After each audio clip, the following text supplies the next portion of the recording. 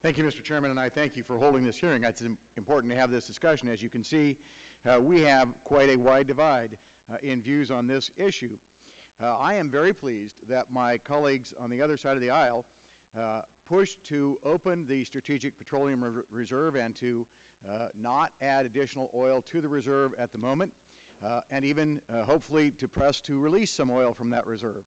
I am also supportive of legislation that would say we should take we should be replacing some of the heavy for light oil that we are putting into the reserve.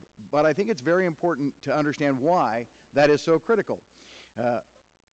Although the Strategic Petroleum Reserve represents only 1/10 of 1%, some experts have pointed out that at somewhere between 20% and 40% of the current cost of gasoline could be driven by speculation. And the argument goes that if we were to open the SPRO, or stop putting oil in it, that might send a price signal to the speculators and they might stop speculating. The important part for that discussion is that it demonstrates that those who advocate that we don't put any more oil into the SPRO right now understand that there is a link between supply and price, because their argument is, look, by putting oil into the SPRO, we are reducing the supply for public consumption, and that's driving up cost and increasing speculation.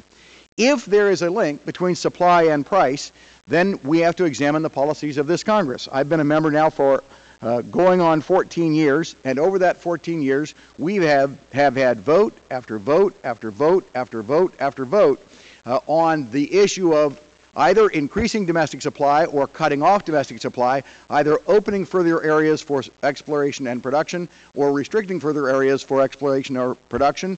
And in vote after vote after vote, we have decided to not increase domestic production. We have decided to limit areas for exploration. I believe 2 years ago, there was legislation contemplated to expand production off the Outer Continental Shelf.